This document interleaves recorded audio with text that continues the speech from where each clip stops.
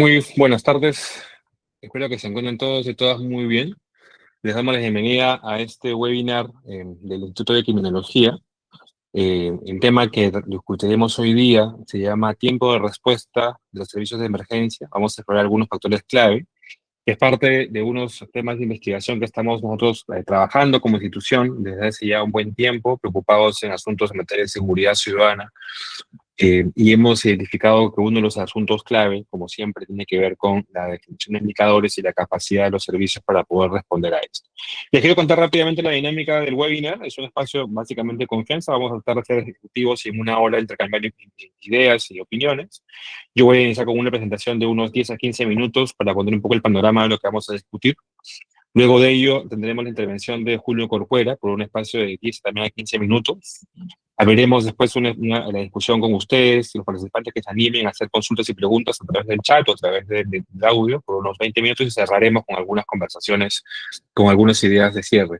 Les pido naturalmente que sea un espacio de confianza y un espacio de académico, de conversación, siempre mantener el buen ánimo de intercambio. La polémica es bienvenida y sobre todo con el ánimo de construir y de conversar. Primero quiero comenzar agradeciéndole a Julio por su tiempo y por acompañarnos. Gracias, Julio, por robar un momento en esta tarde. Le presento rápidamente a Julio Corcuera, Portugal, además de ser un gran amigo, es un experto en estos temas. Es autor del libro Extorsión, el negocio del miedo, abogado, experto en seguridad, extorsión y crimen organizado. Actualmente es gerente de Global Protection Solutions. Es ex viceministro de Seguridad Pública. Hemos compartido la oportunidad de trabajar en el Estado durante un buen tiempo.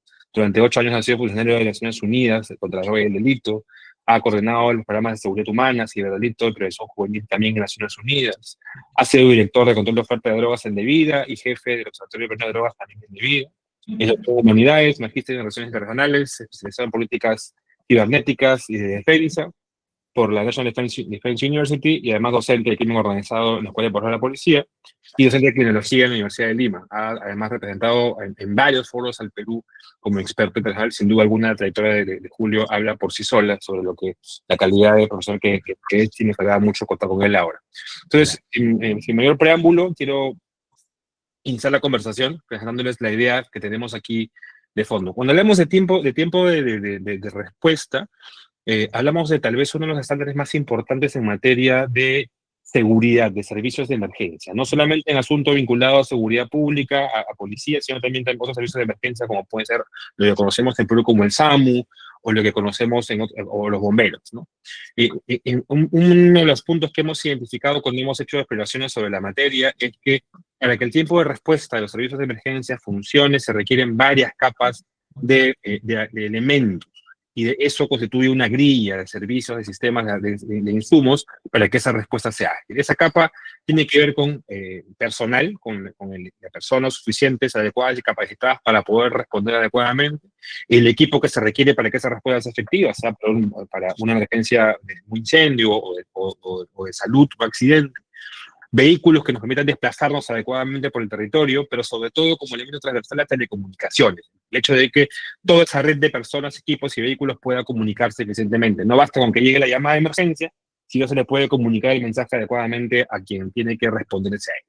Pero además eso depende de muchos factores como la geografía y accesos. Una ciudad como Lima puede ser muy compleja por su tránsito, la densidad poblacional, porque mientras más gente haya concentrada en un espacio, hay más demanda posible de emergencias, redes logísticas, la presencia de centros de abastecimiento y sobre todo la gestión de recursos, que es un asunto clave. Entonces, hay varios aspectos que son centrales en esta discusión y que no se limitan solamente al hecho de tener un 911 como central de emergencia, que de hecho está por implementar en Marcha Blanca, se ha anunciado de hecho ahora en el Congreso, pero que requiere de muchos elementos más. Entonces, la idea con ustedes ahora es conversar sobre uno de estos factores que consideramos que son clave para poder dar esa respuesta adecuada.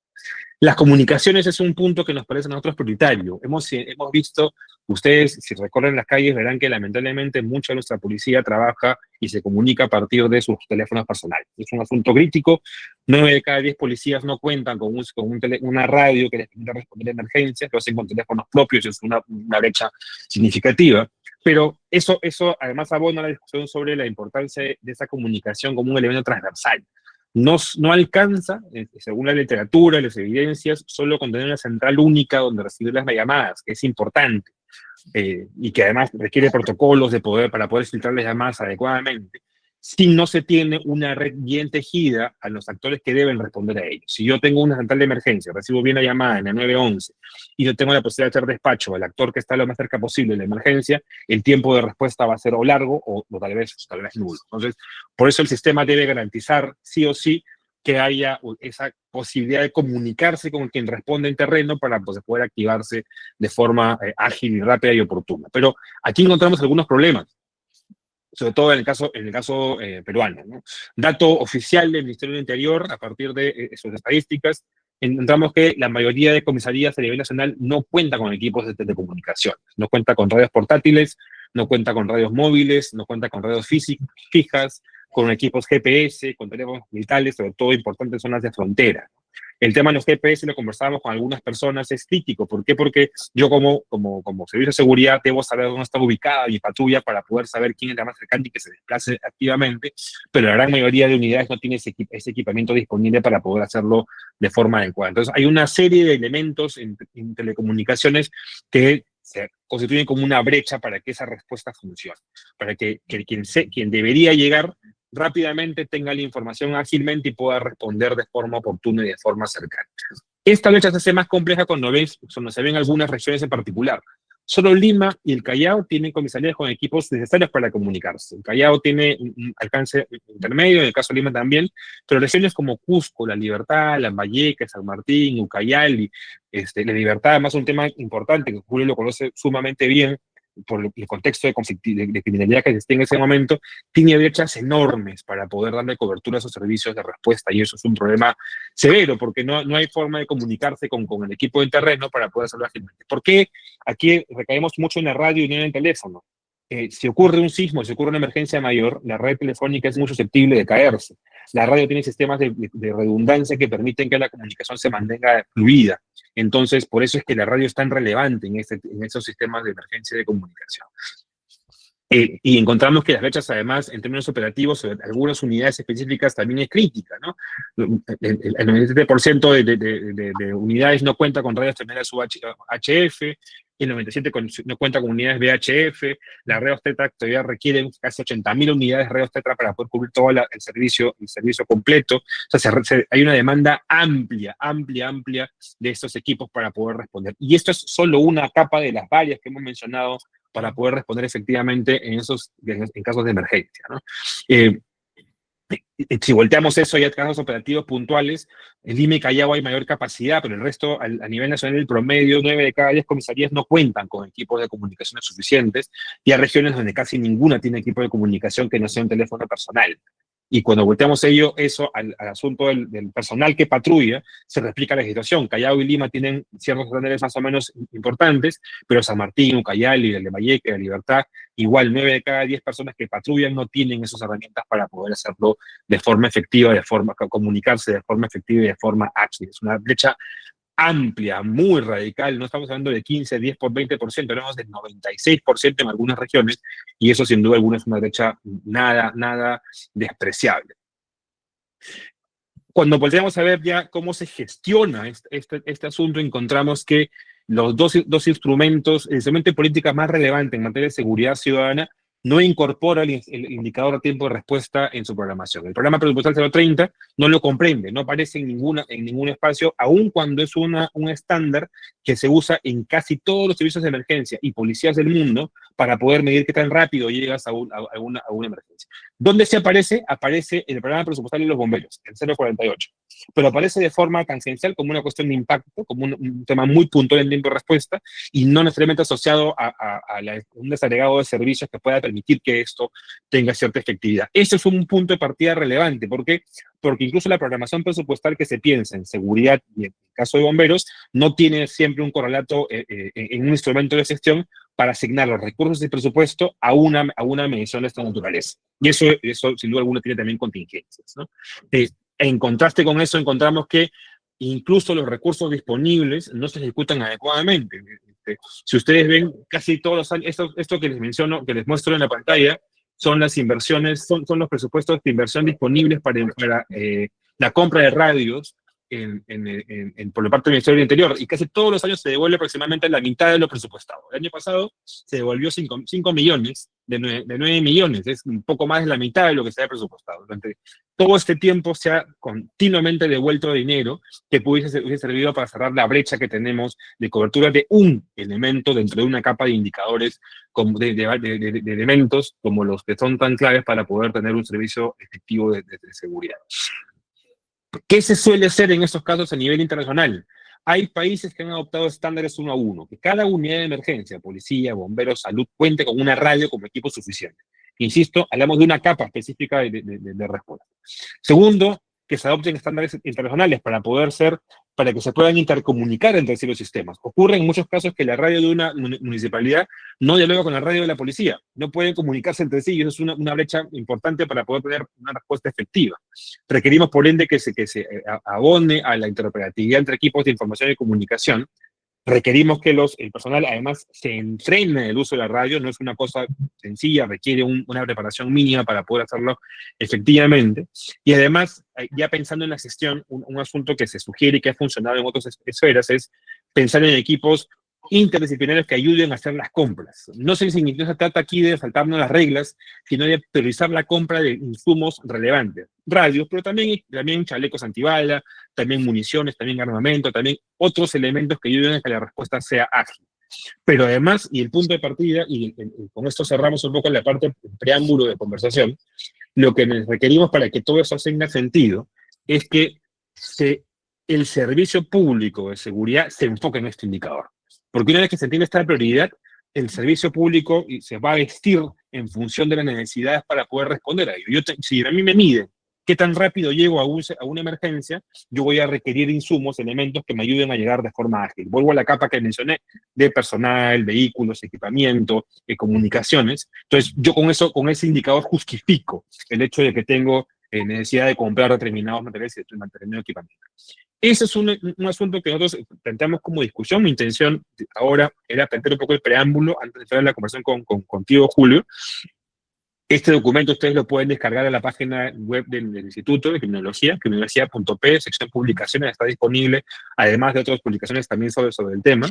Y encantado de compartirlo, voy a pasar por el chat ahora para que ustedes puedan descargarlo, comentarlo, compartirlo. Bienvenidas todos los temas que tengan al respecto.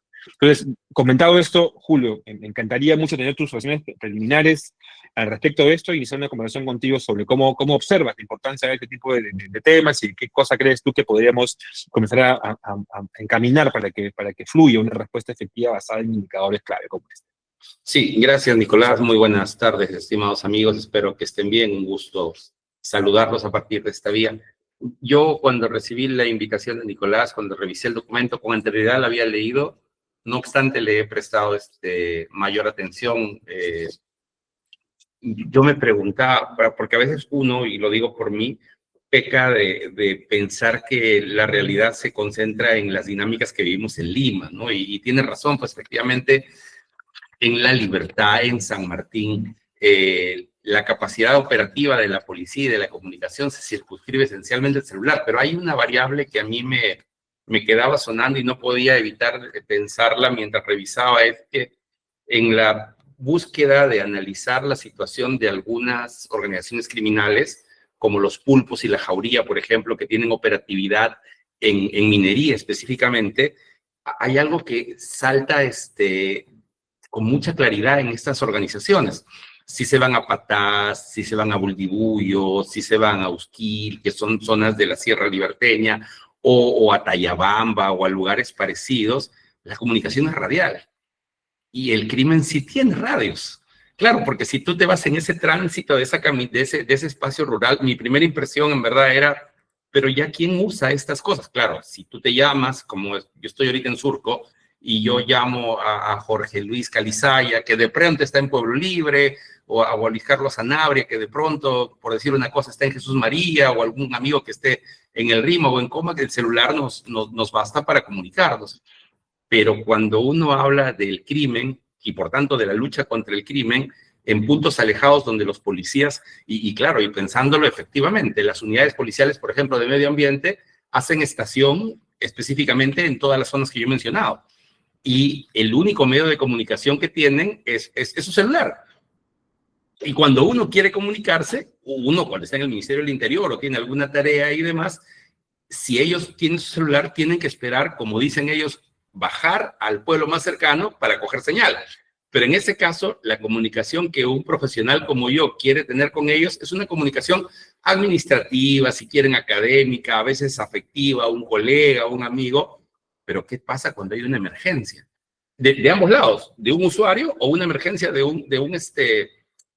un efectivo policial que está trabajando en una zona convulsionada. Me apena mucho a mí decir esto porque no es lo más grato, pero en ese tipo de constitución de red de comunicación, el crimen tiene ventajas. Y tiene ventajas en términos de materiales, pero también tiene ventajas en términos de agilidad administrativa. Yo estaba revisando hace un par de días por una presentación con unos colegas en el contexto de los partidos políticos, algunos textos de cómo el fordismo viabilizó el aparato administrativo con que los aliados, con que los Estados Unidos atacan a las fuerzas nazis. Como el fordismo dio la producción de Libertis, de este barco Liberty, uno cada 23 días, mientras el hundimiento de ese barco se hacía comenzó uno cada 23 días, terminó produciéndose un barco Liberty cada 3 días, aplicando ese fordismo. Los nazis hundían un barco Liberty cada 30 días, entonces la producción de barcos administrativa de barcos era superior a la destrucción de esos barcos del enemigo. En la lógica de la seguridad ciudadana, el tema de recursos es lo mismo. ¿Cómo se puede siquiera combatir, articular o luchar contra la minería dirigida por organizaciones criminales, además, ¿no? O sea, porque de pronto hay un minero que le falta algún documento, no tiene esto, eso no hace que el minero sea un descuartizador, que sea pues un tipo que te va a poner bombas en tu casa, pero cuando hablamos que en minería están los pulpos, la jauría, los compadres, los malditos del triunfo, entonces ya hablamos de un problema, pero ¿cómo se les combate si ni siquiera podemos comunicarnos con las personas que están ahí? O sea, no solo cómo lo controlas. Entonces, a mí me parece que la lógica del análisis de red, la verdad, Nicolás, yo me sorprendo, ¿sabes por qué? Porque esto debería ser obvio, ¿no? Pero, y lo digo por mí, cuando uno lo mira no es tan obvio, pues, ¿no? Uno da por sentado que tiene su celular, está comunicado.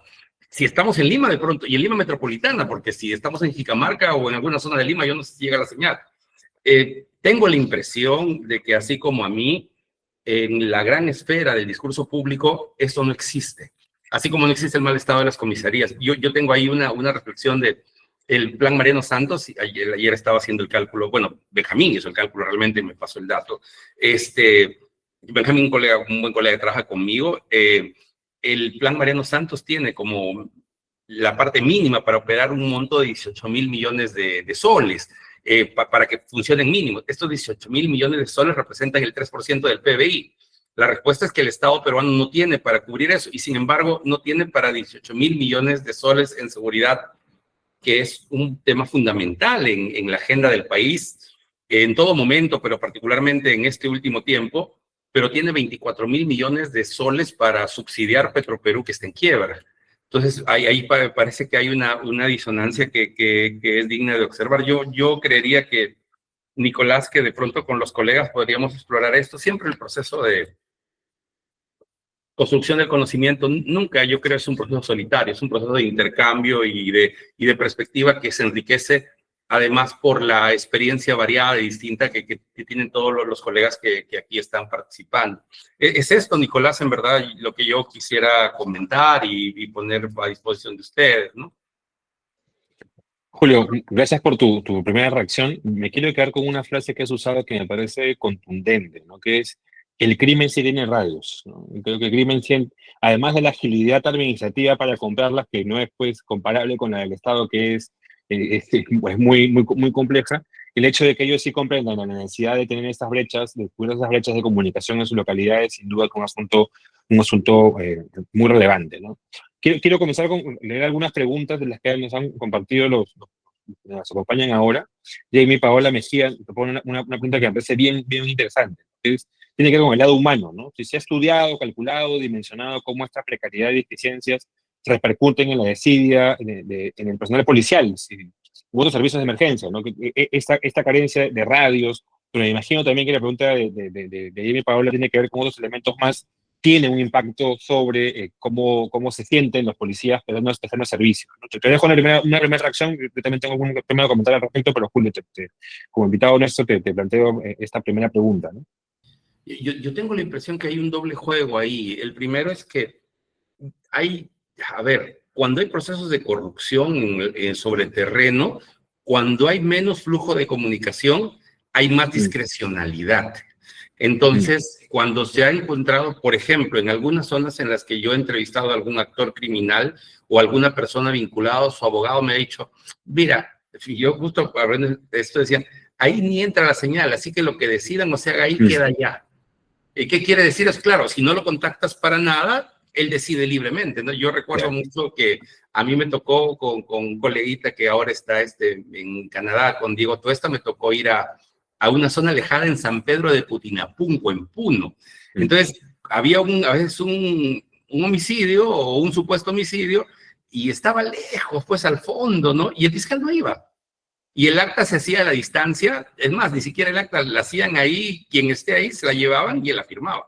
Y no iban porque no había carro, no había eso, y no había teléfono, pues recuerdo que no había teléfono, no había celular, había un teléfono fijo, pero el teléfono fijo era comunitario. Y efectivamente, como no había radio, no había radio.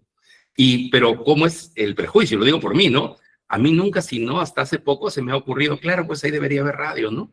Y si había radio, porque había algunos vehículos de la policía que tenían radios, estos no eran compatibles, la fiscalía no lo tenía, por ejemplo, y no eran compatibles con la otra unidad del otro pueblo. Entonces, no sé, ahí es una parte técnica, yo no conozco, la frecuencia no entraba. Lo cierto es que da igual porque es como si no hubiera. Ahí la lógica sería que todos ingresen, ¿no? Pero no sé por qué no funcionaban. Entonces, esto que digamos funciona alrededor de la emergencia también funciona en el tema de la impunidad, de la conducción de un delito que parece no ser un delito. Y una vez más, yo reitero, cuando yo he buscado a actores criminales para entrevistar, ellos están plenamente equipados, un equipamiento superior al nuestro, ¿no? Digamos, al del Estado, ¿no? Sí, tu entrada más es bien interesante porque lo que mencionas es la radio no solamente como un sistema, o la comunicación no solamente como un sistema de difusión de tareas y de asignaciones de emergencia y responsabilidades, sino también como un mecanismo de control, ¿no? Entonces, claro, pues yo no tengo cómo comunicarme, no puedo llamar, nadie me controla, me vigila, nadie me hace seguimiento, no hay un checkpoint continuo de respecto a mis tareas, y yo puedo finalmente decidir con cierta libertad, ¿no? Eso es un asunto que sí, pues es un ángulo que está muy discutido bastante, que esos márgenes de discrecionalidad son finalmente factores de riesgo para la corrupción también en algunos escenarios, ¿no? Pero ahora, siguiendo con la pregunta que nos hacen, claro, también como hemos conversado mucho con personal policial, es no en particular la radio, sino todo el paquete de carencias desanima, ¿no? Porque, claro, el policía llega con un teléfono que se ha comprado él, usando el teléfono suyo, donde tiene que instalar los aplicativos que les piden que instalen. Según una forma de comunicarse adecuadamente en caso de que tiene él directamente una emergencia, con un arma que no sabe si se va a trabar cuando llegue el problema, alguna necesidad de usarla. Con municiones que ojalá que estén en buen estado. Definitivamente, cuando hemos hablado con mucho personal de la policía, nos dice, yo no sé qué me va a pasar porque no me siento protegido, ¿no? Y de hecho, cuando hemos volteado a ver algunos casos, como el caso que ocurrió en La Victoria, de este suboficial que lo mataron porque no tenía el chaleco antibalas o no tenía el chaleco correcto, tiene mucho que ver con que me enfrento a un contexto de inseguridad y de riesgo sin las herramientas mínimas, ¿no? Eso tiene pues un impacto. Si bien no hay una medición, y eso tu pregunta es muy buena, al momento, si hay una narrativa de asociación continua de desprotección del propio personal policial frente a estos temas, porque se les manda pues a trabajar sin los recursos necesarios y suficientes, ¿no? Ahora, Julio, esperando otras preguntas de los participantes, yo te plantearía, claro, hay cosas que ocurren como así, ¿no? Que una vez que las medidas son evidentes, pero no lo eran tanto, no eran tan notorias, ¿no? Y uno de los puntos sobre esto es el asunto del tiempo de emergencia como indicador, ¿no? O sea, uno cuando comienza a discutir un poco en profundidad lo que implica este indicador dice, oye, pero es evidente, es lógico, y yo requiero que la policía llegue rápido, ¿no? ¿Por qué no se ha pensado eso, ¿no? ¿Por qué es tan complicado para el Estado, y aquí hay la pregunta, comprender la importancia de un indicador clave como este? ¿Qué es lo que falta para entender ese tipo de mirada? Yo creo, y lo digo por mí, es que a veces nosotros en nuestro quehacer nos desconectamos. Por ejemplo, y lo digo por mí concretamente, te concentras tanto en el área urbana en la que nosotros vivimos que no miramos la realidad. Y lo digo porque a veces pasa que cuando el funcionario se tiene un cargo de cierta importancia, tú has sido viceministro, Nicolás, ya no puedes ir al mercado, ya no, tú tienes un esquema de seguridad que reduce tu espacio de interacción. Y uno termina transitando en un punto que puede, sin ningún tipo de maldad, al sumergirse entre tu oficina, tu circuito, los puntos de oficina que visitas, los entornos, podría uno tener una visión equivocada de qué es de qué pasa en la realidad, tener una lectura equivocada de la realidad, desconectarse de la realidad, quiero decir. Y creo que, por ejemplo, nosotros, lo digo por mí concretamente, cuando pensamos en seguridad, no nos hemos detenido a pensar en la seguridad en el mundo rural, ¿no? ¿Qué pasa en Ollón, por ejemplo? Ese ni siquiera uno, honestamente, yo por el tema yo estoy haciendo un trabajo con mis colegas vinculado a los pulpos, la jauría, los compadres, los malditos del triunfo, y la verdad que cuando yo he entrevistado, sí, pues tienen radios porque ellos tienen intervención en minería, obra, como le dicen ellos, obra minera. Entonces, pero yo, la verdad que si no es porque reviso esto, no lo he pensado en esa clave. Pero, y esto no, sin contar otro tipo de fenómenos, yo creo que de alguna manera se enriquece también la discusión en la medida que participemos muchos actores de diferentes orígenes, ¿no? De diferente carga, digo, de connotación y comprensión geográfica de lo que nosotros estamos viviendo, y de alguna manera también creería que sería valioso, ¿no? Que pues, yo me mudé hace unos años al RIMAC, por ejemplo, y particularmente yo he descubierto cosas que yo no imaginaba cuando viví en San Miguel, por ejemplo, ¿no?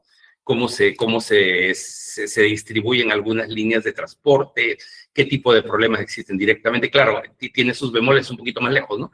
Pero me parece, Nicolás, que hay algo de este enfoque que está cargado y que de alguna manera quienes nos hemos dedicado a analizar esto somos de un entorno como muy parecido. Y enriquece abrir, pero también al mismo tiempo yo entiendo, ¿no? Hay ciertos lugares donde la oportunidad de hacer investigación, los recursos para hacerlo son más escasos. Y esa es y no es culpa, por supuesto, ni de un joven investigador, ni de un joven estudiante, tiene que luchar contra la corriente. Bueno, del lado del Estado, a mí me apena mucho decir esto, pero yo lo siento bien honesto, de que en tiempos donde hay más universidad, no necesariamente hay más investigación. El aumento de las universidades no ha venido aumentado con la frontera de posibilidades de investigar, lamentablemente.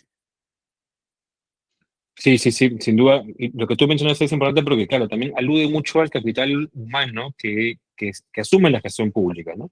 Porque finalmente quien tendría que tener el olfato de mirar, oye, ya, si el servicio de emergencia es un servicio esencial y yo tengo que ver qué indicadores se utilizan para poder medirlo, ¿no? Y claro, lo que ha tendido a ocurrir en el sector público es que hemos replicado muchos indicadores muy operativos sin revisar lo que la literatura global o comparada te dice de qué cosa debe medir un servicio de emergencia, ¿no? Y cuando uno hace una búsqueda sencilla, automáticamente el tiempo de respuesta aparece como un indicador esencial porque salva vidas, porque un montón de cosas. O sea, cuando conversé con esto con algunos colegas de los bomberos, me dijeron, sí, pues es evidente, y me explicaron bien toda la dinámica que tenían, y yo decía, oye, ¿cómo es posible que este conocimiento ya acumulado no sea tan evidente en un servicio como el que estamos pensando, ¿no? Y creo que podría ser un punto de partida sumamente relevante. Y quiero coger con este comentario la pregunta que hace la Aleska Laguna, que es ya una pregunta un poco más ética al respecto, ¿no? Es que, ¿qué significa? Pues que, claro, Lima, Callao tenga capacidades y el resto de las regiones no las tenga, ¿no?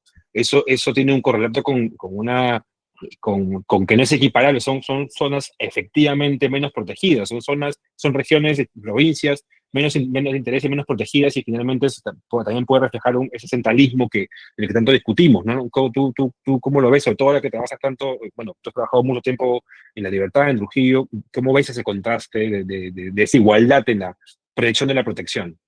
Yo estaba pensando en esto en el sentido de que me apena también decirlo porque la realidad es lo que es, que precisamente en esas zonas en las que mencioné en que hay menos red telefónica, en que hay menos internet y el crimen está intercomunicado, es precisamente donde la violencia florece, porque hay menos resistencia.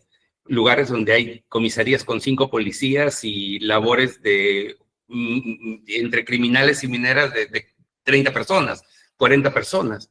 Entonces hay una racionalidad también. O sea, a veces uno se pregunta, pero la verdad es que tiene lógica que ahí crezca, que la violencia se imponga, porque la violencia tiene más capacidad que la presencia misma del Estado. Entonces, yo creo que además de que un tema de falta de recursos, cuando el Estado tiene recursos, el Estado no puede necesariamente ejecutarlos.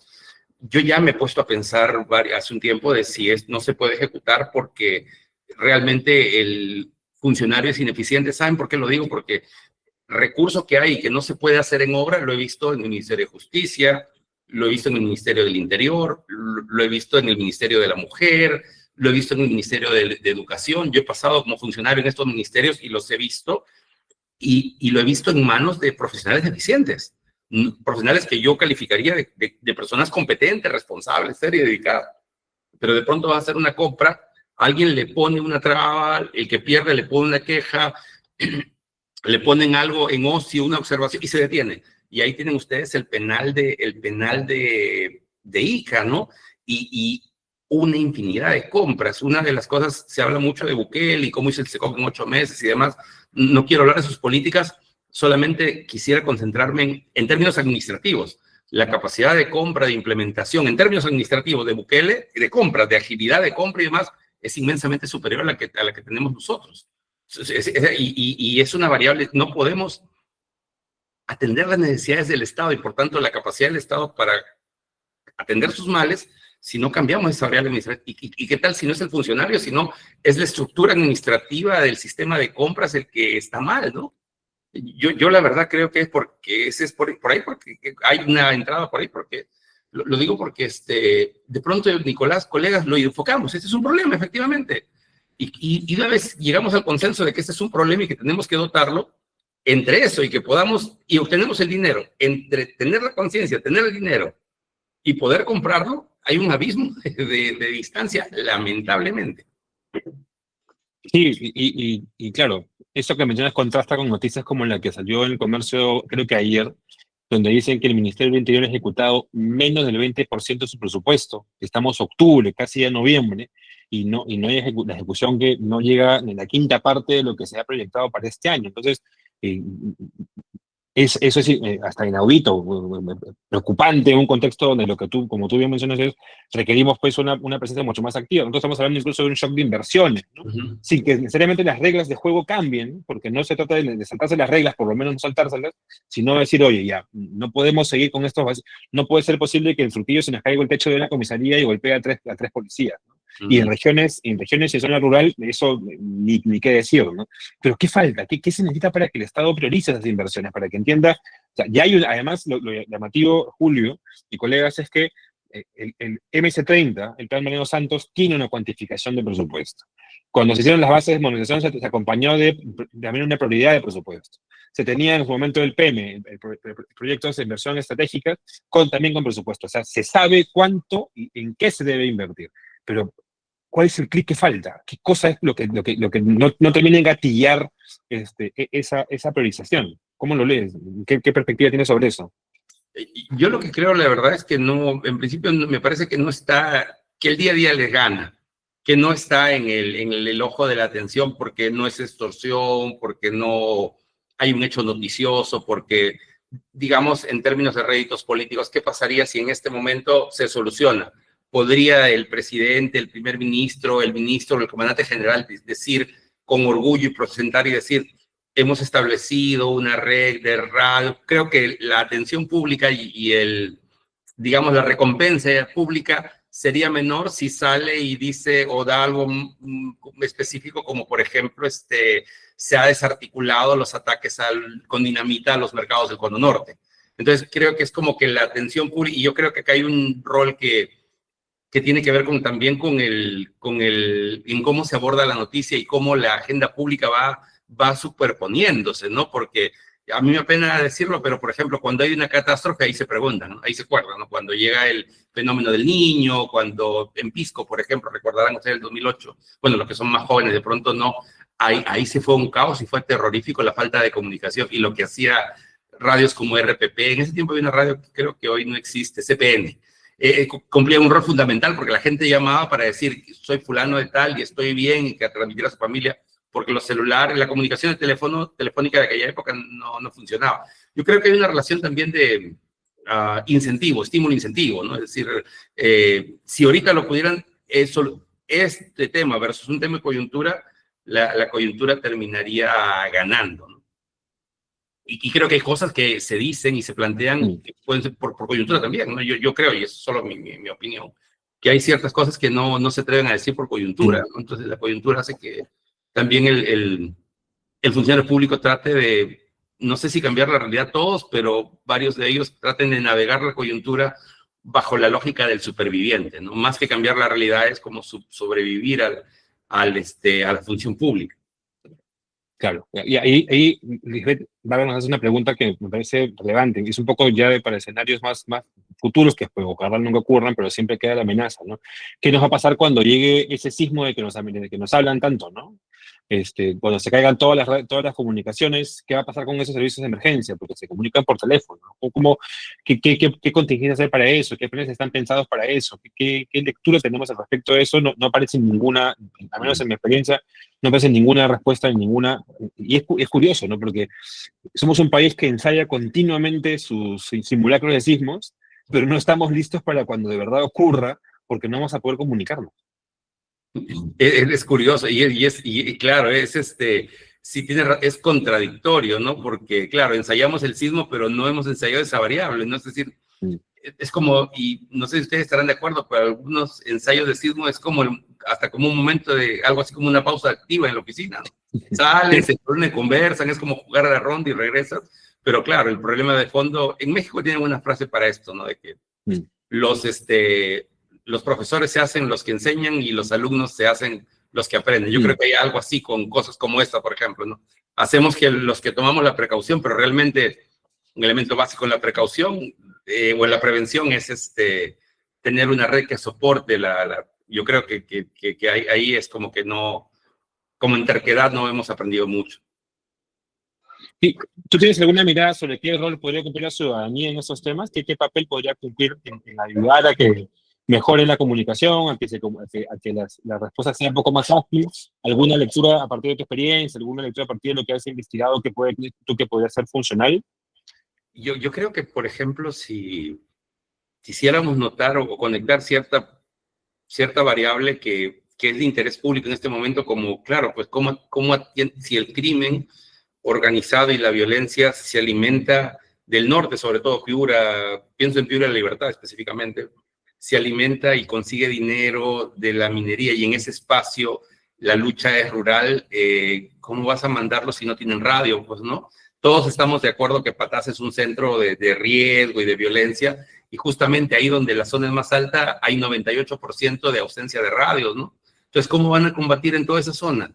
Sí, a mí me consta, porque yo, bueno, alguna vez por trabajo he tenido que coordinar con algunos colegas para hacer algunas entrevistas, y yo tengo que esperar que bajen en la tarde al pueblo para que coja señal de celular. Y entonces, claro, pues, pero yo puedo esperar porque mi labor o lo que yo estoy haciendo no es una emergencia. Pero si hubiera una emergencia, no habría cómo comunicarse. Si le pasara algo, Dios no lo quiera, un efectivo, no habría cómo. Yo lo que creo es que yo no sé, y eso es una pregunta, hay algunos actores en los medios de comunicación con seriedad para que planteen, no el tema de coyuntura inmediato, porque ahorita quieren hablar de estado de emergencia, sino que la reforma a mediano y largo plazo o la mejora de los procesos del Estado requieren precisamente que sentemos bases como estas, ¿no? O sea, que cosas que pronto no son tan populares, pero que permiten atender un elemento neurálgico. Si el cuerpo humano no tiene redes de vasos sanguíneos y de arterias y demás, no hay cómo irrigar con sangre y no hay cómo operativizar. Si la estructura del Estado no tiene vasos comunicantes mínimos, no hay cómo se operativice y no hay cómo, pues ya, ni siquiera de emergencia, no hay nada, ¿no? Ni siquiera una comunicación básica. Sí, esa pregunta la hago a partir de la pregunta que ha hecho Angie Luz Luque, para que no pienses que fue mi pregunta, la ciudadanía, me parece más súper importante la que pone, porque claro, igual la comunidad también tiene algún tipo de participación, pero lo que tú mencionas es, tú estás aludiendo mucho a un tema que me parece central, que es, claro, si la brecha es seria en las ciudades, en la zona rural eso es incluso hasta una verdad sumida, ¿no? No, si quieres que venga, espérate que baje para que haya señal, o mira, no, súbete a tal lugar para que coges un poco de antena, de repente consigues conexión, y es la práctica recurrente, ¿no? Quienes hemos salido mucho a campo, tenemos pues que esperar a que haya un carrito en el río para tener comunicación, Claro, y claro. cosas por el estilo, y buscar, jugando un poco con el teléfono en el aire a ver si capta algún dato, ¿no? Eso es un asunto que es recurrente en estos temas, ¿no? Ahora, tú has comentado un tema también vinculado a la coyuntura, ¿no? Pero no sería, o sea, a ver, nosotros siempre hemos pensado que hay elementos de coyuntura que pueden llevarte a discusiones de fondo. Si Sí. hoy día, por ejemplo, en el caso de lo que pasó con Agua Marina, ¿no? Uno de los puntos que se discutió en el caso de Agua Marina es la demora de la policía de llegar a una posición como esa, a una Mm, situación como esa, ¿no? O sea, media hora, una hora, el plan ser con ese tiempo, en una moto que dispara en Chorrillos está en San Bartolo en 15 minutos. Eso se hace muy rápidamente, ¿no? Entonces, eh, ¿qué elementos de la coyuntura podrían ayudarnos a entender la importancia de esto y otras cosas más, ¿no? Porque casi evidente pues, que esto es el tiempo-respuesta, o de repente, por otro lado, de repente la capacidad de tener presencia efectiva de policías. ¿Qué faltaría para que se perciba que, siguiendo lo que tú mencionas, ¿no? Tal vez no se siente el impacto comunicacional o popular del asunto y por ello no se toma en consideración? ¿Es un ángulo que se podría tocar, que se podría mirar, crees tú, para hacer esa conexión? Y quienes tenemos un sí, rol un poco más de comunicación podríamos jugar ese papel también, ¿no? se me ocurre, yo creo que con anterioridad, los colegas que son abogados recordarán, hay o había una sociedad peruana de derecho constitucional. Hoy día no sé si existe, pero ha perdido vigencia, que reunía a Mm, los diversos constitucionalistas del Perú y a jóvenes constitucionalistas, y esta sociedad, al menos hasta el año 2011, 12, funcionaba bien, porque era un conjunto de profesionales vinculados al derecho constitucional que mm, planteaban temas de agenda profunda, reforma y mm, demás. Yo lo digo porque leí aquí a alguna colega, me parece que, el colega, perdón, Efraín, decía esto, ¿no? De la responsabilidad social y demás. mm, Que hay un gremio, por ejemplo, entre los colegas que trabajamos esto, Nicolás, tal vez en el que, qué sé yo, buscar un nombre de profesionales dedicados a la seguridad y demás, y manifestarnos por cosas de fondo, ¿no? En mm. términos de responsabilidad social, quiero decir, porque naturalmente nosotros tenemos perspectivas distintas, combinadas, pero hay puntos en los que coincidimos como esto y que podríamos tener una posición que contribuye al debate público, ¿no? Porque yo no creo que los medios dejen su agenda inmediata por un tema Mm, de fondo. Y me apena decir esto, pero tampoco creo que un político per se deje su agenda inmediata por el mm, tema de... Y en efecto hay ministros y ministras, por ejemplo, que su agenda del día, Nicolás no me dejará mentir, es seguir lo que está en la coyuntura. Si hoy ya. día hay, seguir el tema que está en la coyuntura y su agenda se mueve, hay personas que trabajan políticamente así, pero tal vez en algún tiempo fueron los colegios de profesionales, Mm. pero tal vez tendría sentido constituir un espacio en donde se puedan proponer cosas lo digo en términos de responsabilidad social y función sobre todo en el problema de seguridad en el país parece, a mí me preocupa, me apena, porque yo espero equivocarme en verdad lo que voy a decir, pero yo siento que como inexorablemente el Perú está caminando a ser un Estado mafioso, no un narcoestado, un Estado mafioso.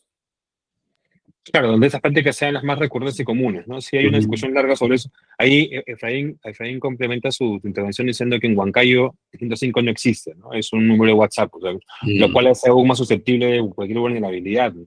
Ahora, esto de los WhatsApp es complejo, ¿no? Porque formas grupo de WhatsApp, la policía se comunica por grupo de WhatsApp y es fácilmente vulnerable porque puedes infiltrar a alguna persona o reenviar el mensaje, un mal policía y comunicar pues, el resultado de una operación o una operación con mucha agilidad, mucha facilidad, sobre todo en este contexto donde se tiene tanto temor a denunciar la extorsión, ¿no? O sea, un ciudadano va a denunciar la extorsión y finalmente se graba, se toma la foto del DNI o de la denuncia, se le pasa al extorsionador y eso puede fluir con mucha agilidad, ¿no? Entonces, no es solamente un asunto de comunicarse, sino también de la vulnerabilidad de comunicabilidad, digamos, con otras redes que puede ser también de riesgo, ¿no? O te quitan el WhatsApp, que alguien comete un error y te lo quiten y termine siendo, digamos, todos tienen esta experiencia o saben de chicos que están dedicados a la tecnología, que han hecho una serie de travesuras con la página web del municipio de Arequipa, con ATV y con otras instancias. Habría que ver, y yo lo digo con mucho respeto por el colega, sea quien sea que esté al otro lado, que si no tiene el entrenamiento suficiente o la precaución, podría perder el manejo de su WhatsApp a nombre de otra persona, con consecuencias además lamentables, ¿no? Tal cual, tal cual. Ha levantado la mano Luis Carlos Sanabria. Luis Carlos es un colega arequipeño que trabaja estos temas en la región, así que tiene que dar un minuto, así una invitación breve, Luis Carlos, sobre estos temas. Encantado, Luis Carlos, escucharte. Nicolás, Julio, ¿cómo están? Buenas tardes. Tenía una pregunta referida a, ¿creen ustedes que la coyuntura actual, la crisis política que vivimos y los intensos movimientos sociales que tiene el país afectan hoy en día más de lo debido al tiempo de respuesta de los servicios que puede ofrecer el Estado para emergencias? Y al mismo tiempo hablamos no solamente de capacidades, ¿no? Sino del tema de compras. Sí, sí, absolutamente. Mire, yo el otro día hice un cálculo desde la aparición de más menos. El monstruo tiene liderazgo. Benjamín Arla, mi colega, me ayudó a cruzar data. Tiene tiene el dominio de los injertos del cono norte más o menos por marzo del 2020. El ministro de esa época era el general Carlos Morán, gobierno de Vizcarra. Y el dominio de los injertos del cono norte del monstruo va del 2020 hasta hace poco, del 2025. El tiempo que el monstruo dominó este espacio en comas, han pasado 24 ministros y 6 presidentes. Es decir, es una pena decirlo, pero los injertos de coma resultan más estables que el Ministerio del Interior, en términos de un líder, digamos, ¿no? Entonces, esto afecta, este proceso criminal afecta, por supuesto, o esta volatilidad afecta la decisión del Estado. Cada vez que hay un cambio de autoridad, se detienen los procesos, se discute quién va a ser, uno no puede firmar, no sabe cuál es el norte, y bueno, y si bien es cierto, el relevo es algo positivo, no siempre los colegas tienen apertura en el diálogo que se encuentran. Hay colegas que cuando se relevan tienen la idea de que ellos van a fundar Roma, ¿no? Y todo lo que estuvo atrás estuvo mal. No, nunca es así, pero usted sabe, eso es común. Entonces, sí, Luis Carlos, yo creo que esa alta volatilidad es en realidad un elemento que explica tremendamente en negativo lo que estamos pasando. Yo sumaría eso a lo que tú mencionas, Julio, que es una lectura importante. El asunto de la volatilidad hace imposible tomar decisiones. Es muy complicado porque cuando se va el ministro, se va todo ese equipo administrativo y la compra que está en proceso tiene que volver incluso a cero en muchos casos. No debería ser así, pero finalmente termina siendo así porque hay otras prioridades. Pero además, en contextos de conflictividad como el que estamos viendo, y hemos visto que el primer mensaje del ministro Tiburcio ha sido la compra de equipamiento para el control de manifestaciones, ¿no?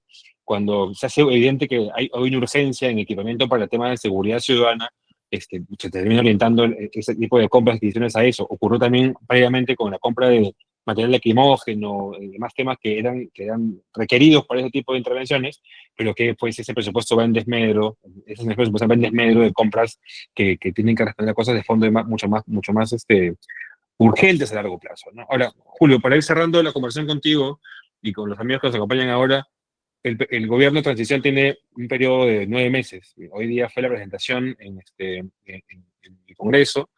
¿Cuál crees tú que debe ser la prioridad de esta gestión en ese tiempo, de cara sobre todo a este tipo de temas, ¿no? No en términos coyunturales, que a veces nos agobia y nos aboga, que es a veces difícil escapar de eso, sino más en términos de cosas que en un periodo corto puedan abonar a discusiones de fondo, a temas de fondo. Y yo creo que es ciertamente en los 9 meses que tiene el gobierno, si termina el gobierno, un gran cambio estructural no se va a poder hacer, pero sí hay ciertos elementos presupuestales que pueden orientarse o reorientarse y pueden empujarse. Si ellos pudieran concentrarse en esto, yo lo veo honestamente bastante difícil, porque entre que se intenta hacer algo, pero yo tengo la impresión de que es más bien un gobierno con mucho de performativo, ¿no? hay mucha hay mucha teatralización de la política, y digo teatralización porque, bueno, ustedes lo ven ahí en la imagen, en este tipo de cosas, en el discurso. No sé en qué medida eso, porque no sé en qué medida se asocia la respuesta de emergencia a estos espacios con la urgencia con la que se está viviendo, tal vez vinculada a la coyuntura, pero por la estructura del discurso, por la tensión que se ha visto, yo honestamente tengo la impresión de que la postura el foco de atención está por otro lado. Me preguntaba yo, Nicolás, con cargo de verlo, esta es la situación de la policía, sí, pero yo solo lo digo por la experiencia que yo, de curso de información que he tenido, y yo vivo en el Fuerte Hoyo, ¿no? Y desde el piso en el que yo estoy, yo logro ver en el Fuerte Hoyos la dotación de equipos, de vehículos para los militares que no están usados. Jeeps, equipos blindados, que ahí están. Y si acaso se mueven ahí dentro del fuerte nada más. Entonces, esos equipos que están ahí dormidos, cuando pensamos la clave de Fuerzas Armadas, la pensamos en clave de recurso humano, pero hay recurso físico ahí. Y lo digo porque hay armamento que no se usa, hay equipo que no se usa. Obviamente no pretendo pensar que saquen un fusil Galil a la calle, pero me pregunto porque de pronto hay en este tipo de cosas, radio y demás, equipamiento que podría servir, que podría ser útil, que está muerto, que es capital muerto. O sea, y bien es cierto, no pretendo que sea una compra express, pero ver si allá hay un equipamiento que no se está usando. Y yo recuerdo cuando estábamos en Devida, compramos, por ejemplo, equipos para DICAPI, y recuerdo como siempre estaba en la norma ahí comprar, se compraba, pero DICAPI ya los tenía. Tal vez habría que revisar aquello que pueda reconducirse para beneficio de este tipo de cosas, por ejemplo. Claro, sí, y tiene mucho que ver con, sobre todo, ese apoyo que se puede esperar de Fuerzas Armadas y otros cuerpos de seguridad, que puede ser una línea también de apoyo y compartido, ¿no? O sea, si no están siendo utilizados, no se trata de transferirlo necesariamente, pero si pueden estar a disposición para poder trabajar algunos temas, de repente ayuda a cerrar algunas brechas de vehículos, de techos, en fin, de cosas que pueden ayudar a hacer muchas cosas. Para cerrar, Julio, nuevamente te agradezco mucho por el tiempo que te has dedicado. Yo me quiero quedar con dos cosas que tú has mencionado que me parecen bien potentes. ¿Ya? Uno, vuelvo a decir lo que decías. El crimen tiene radio, el crimen se comunica con radios, el crimen es ágil en torno a radios, ¿no? Y lo segundo es que es un tema que a nosotros nos está pasando mucho, sobre todo con la investigación, hay muchas cosas que cuando las terminas viendo son realmente evidentes. O sea, es evidente que es importante llegar rápido. Y no terminamos de entender por qué no se grafica y se refleja finalmente en la decisión, ¿no? Creo que ahí sí el rol que gente como tú, de tu equipo, nosotros y quienes estamos un poco en esta conversación ahora, que somos investigadores y que importamos el tema, es poner el reflector en esto, ¿no? Hacerlo visible, notarlo, comentarlo, decirlo. Creo que uno de ustedes preguntaba cómo hacemos para que la gente lo sepa. Bueno, comuniquémoslo, ¿no? Compartamos información, compartamos lo que estamos trabajando, aun cuando tengamos, porque ocurre discrepancias, igual compartámoslo porque hay cosas que discutir y la discusión ayuda a crecer y ayuda a mejorar, ¿no? Entonces, yo les agradezco mucho, Julio, colegas que nos acompañan ahora. Les pasé por el enlace la publicación para que ustedes la puedan descargar y con todo gusto, y los invitaremos próximamente a nuevas ediciones de estos webinars. Esperamos contar con ustedes